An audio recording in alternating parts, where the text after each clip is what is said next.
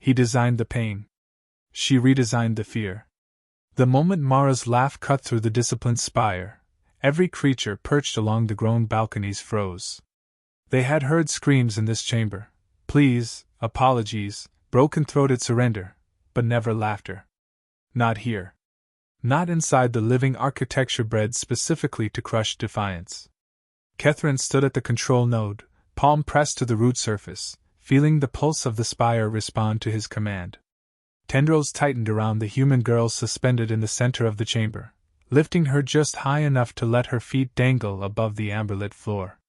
Ribbons of bioluminescent fibers coiled around her arms and ribs, tightening in slow, deliberate intervals. She laughed again. Not out of joy. Not insanity. Something sharper, like she'd taken the building expectation of agony and twisted it into a weapon. "Instructor, is this normal?" whispered a juvenile observer clinging to a branch overhead. Its translucent wings twitched with unease. "No," Catherine said. "Increase pressure." The spire obeyed. The vines constricted, compressing Mara's ribs until her breath fractured into shallow tremors. Her expression flickered, pain, memory, something drifting behind her eyes, but even then she let out a small, breathless snort that bounced off the living walls. "Your plants are trying very hard," she rasped, voice shaking but playful. "It feels like an aggressively friendly hug." A hiss rippled across the balconies. To Catherine's species, mockery during discipline was tantamount to spitting in the face of the order that held civilization together. This girl treated it like a warm-up exercise. Catherine leaned forward. "You are in a root-bound neurospine engineered to magnify terror. It mirrors your nervous system. What you feel, it amplifies. What you resist, it repeats." "Yeah," Mara muttered. "About that repeating thing, tell it to stop copying my laughter. It's embarrassing." The spire pulsed, reacting to her tone, distorting the lights overhead. Under its glow, Catherine studied her face. Sweat streaked her cheekbones. A thin thread of blood trailed from her left nostril. Pain radiated through her muscles in waves so intense his implants registered the spikes. Yet her eyes were horrifyingly alive. "Report physiological status," Catherine commanded. "Eurostorms increasing." The spire responded through the shared channel. "Cognitive integrity, abnormal." "Abnormal?" he repeated. "Human cortex resisting expected collapse curve. Memory feedback loops deviating." Mara coughed, the sound raw, scraped from the bottom of a burning throat. "Did you just call my brain weird?" "Rude." A crystalline cadet chimed from the balcony above. "Instructor, in my cluster, laughter is the final sound prey makes before it accepts death." "Why does she laugh at pain?" Mara winked up at him, actually winked, dangling and half-choking. "Who said I accepted anything?" Catherine triggered a neural strike. Violet light snapped across the vines, and Mara's back arched, limbs convulsing. It should have broken her concentration. It should have torn a scream out of her. Instead, she bit down on a breath and exhaled on a jagged, crooked giggle that echoed through the spire like a challenge. "Better," she gasped. "Getting somewhere." Several cadets recoiled. One dropped its stylus. Another whispered, "Deathworlders are unstable." But Catherine wasn't convinced this was instability. Her reactions were too controlled. Too deliberate. She was surviving him on purpose. "Human Mara," he said. "Do you understand why you were brought here?" "Because you need a demonstration," she said, blinking sweat from her lashes. "You want them to see what happens when someone resists your little vine spa." "This is not a spa," Catherine growled. "This is a disciplined spire that has broken offenders twice your mass." "Sorry," she said lightly. "Do you want me to pretend I'm impressed?" The spire dimmed again, an involuntary reaction tied to Catherine's heart rate spike. He steadied his breath and adjusted the neural band around his wrist. "You misunderstand the purpose of suffering," he said. "Pain exists to teach. Fear exists to control. Together, they produce order. Where I'm from," Mara said, "pain teaches you to adapt, and fear keeps you alive. But control? That's optional. The balconies erupted in murmurs. Catherine raised a hand, silencing them. You have one opportunity, he said, to show respect. She tilted her head against the vine behind it. And what exactly does respect look like in this place? Surrender, he replied. She smiled again, small, tired, and devastating. I don't know that word. Catherine pulsed the vines. The spire constricted hard enough to fracture cartilage. Mara's vision glazed, breath hitching into a choking silence. Yes, he thought. This is where she breaks. But as the pain peaked, her face shifted, not toward terror, but toward memory. Something old. Something carved into the deepest part of her. Catherine recognized it instantly. The look of someone who had survived environments his species didn't have names for. Her lips twitched. A whisper escaped, half breath, half defiance. You'll have to try harder. The vines recoiled for a moment, responding to an involuntary pulse of her adrenaline. Shock ran through the spectators. She destabilizes the spire. Someone gasped. Impossible. Humans cannot. Silence, Catherine snapped. He stepped closer, lowering his voice so only she could hear. What are you remembering? Her eyes fluttered open. The bioluminescent glow painted the edges of her irises, making them look like smoldering embers. Not your business, she said. Tell me, he insisted. She laughed again, quiet, broken, but very real. Firestorms, she whispered. Falling sky. The kind of day where breathing feels optional. Your vines are cute in comparison. A chill crawled up Catherine's spine fringe. For a creature suspended in agony, she had no right sounding entertained. He hit her with the strongest neural lash he could safely deliver. Mara convulsed. Her body snapped against the living harness, nerves firing like overloaded circuits. A cry tore free, but in the space between breath and sound, she twisted it again. It came out as laughter. Not pleasant. Not unhinged. Something worse. It was triumphant. The chamber went still. Catherine lowered his hand slowly. The spire relaxed its grip, letting Mara collapse forward into the cradle of vines that caught her trembling weight. Her head hummed. Chest heaved. Blood smeared her teeth. Still, she lifted her gaze toward him with a steadiness he had no training for. You're going to need stronger plants, she whispered. He stared at her. For the first time, uncertainty cracked his composure. This human was no anomaly. She was a warning. He stepped back. Tomorrow, he said, you face a closed session. No audience. No limits. Mara's smile was soft, almost gentle. Good, she murmured. I'd hate for them to see what happens when you finally lose. Catherine felt every cadet lean forward at the same time. He didn't answer her.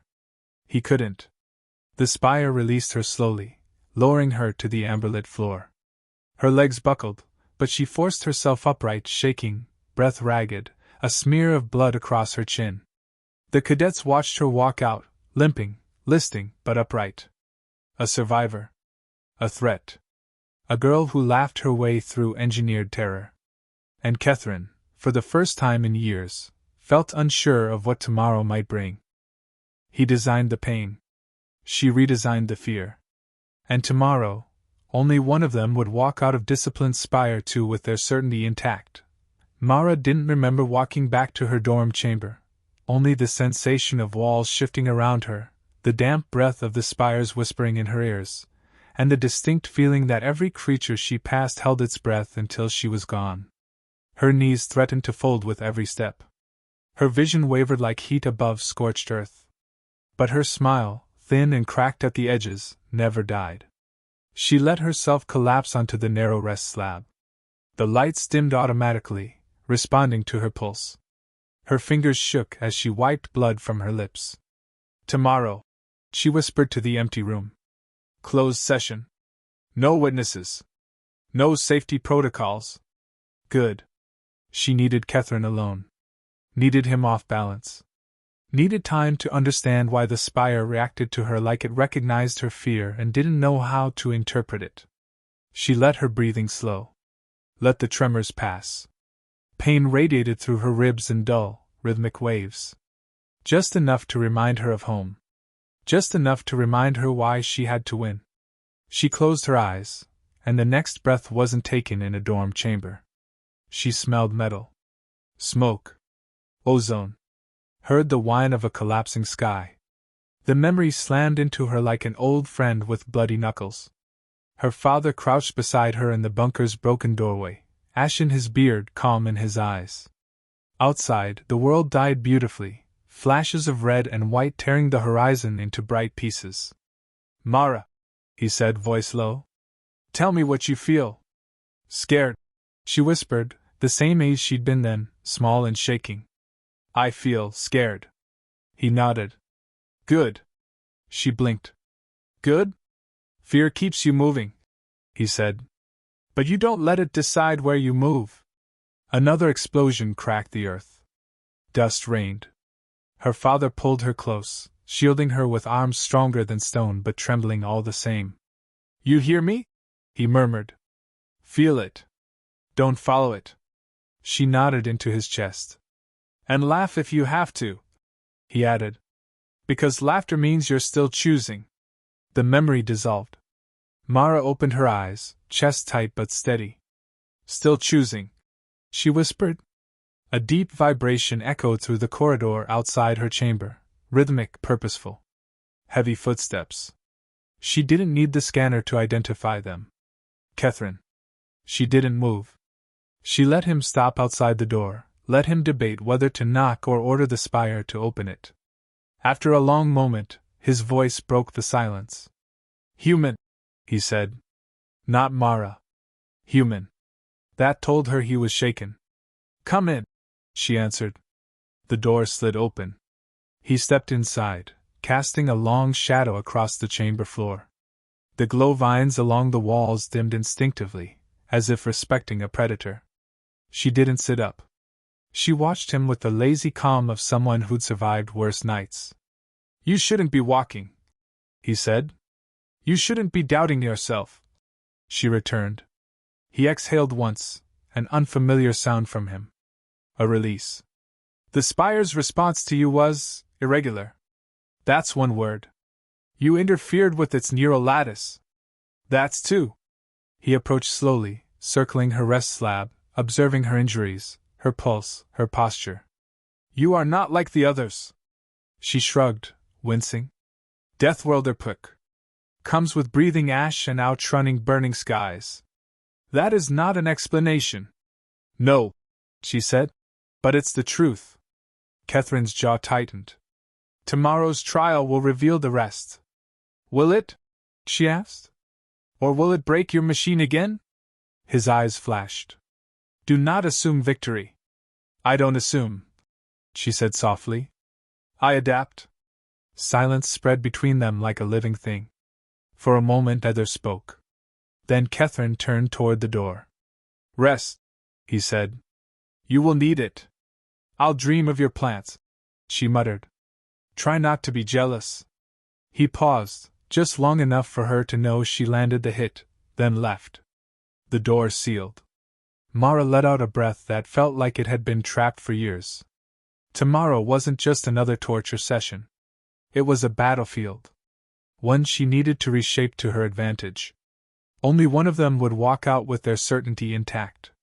Dawn in the second spire didn't look like light. It looked like awakening teeth. The chamber was circular, walls layered with interlocking root structures that glowed faintly with a bioluminescent pulse. The air hummed with low-frequency oscillations engineered to destabilize equilibrium. Mara felt the shift in pressure before she even crossed the threshold. Catherine waited in the center, standing on a platform grown from the spire's primary neural spine. He looked different today, still severe, still carved of discipline, but internally unsettled. Fear looked good on him. She stepped into the circle. The ground tightened beneath her boots like skin contracting. "No observers," she said. "Just you and your pet building. You will show me your limits," he replied. She shook her head. "No, Catherine. You'll see your own." The platform activated. A cold surge climbed her legs, wrapping around her spine, threading into her nerves like icy fingers. Her breath hitched, but she didn't look away from him. "You engineered this chamber," she said. "But you didn't design me." The floor vanished. She fell, not far, not physically, but into a sensory world sharpened into jagged edges. The chamber targeted her auditory cortex, flooding it with dissonant echoes. The floor reformed as glass beneath her, cracking with every step. Shadows moved in peripheral vision, dissolving when she turned. The spire attacked her mind, not with illusions, but with destabilization. Catherine's voice echoed from everywhere and nowhere. "Surrender your fear." She laughed. The chamber flinched. "What is this reaction?" Catherine demanded. She lifted her chin, breath trembling but present. "Fear doesn't own me." The chamber increased the assault, visual rupture, auditory distortion, a wave of vertigo that nearly sent her collapsing. Nearly. She steadied herself, teeth bared in a grin. "You don't get it," she whispered. "You've been using fear to break people. I've been using it to survive." The chamber dimmed, confused. She took a step. The glass cracked. Another step, cracks spread like lightning. "You designed pain," she said. "But you never mastered fear." Her laughter, fragile, painful, defiant, echoed through the neural lattice. The chamber destabilized. Light flickered. The floor dissolved entirely, throwing Catherine backward with a force he hadn't expected. Mara stood alone in the collapsing simulation, heart pounding, body trembling, soul anchored. Fear didn't control her. She controlled it. The chamber broke. The platform reformed beneath her. Catherine stared, breath unsteady, eyes wide. "You," he whispered. "What are you?" Mara wiped blood from her lip with the back of her shaking hand. "Human," she said. "And still choosing."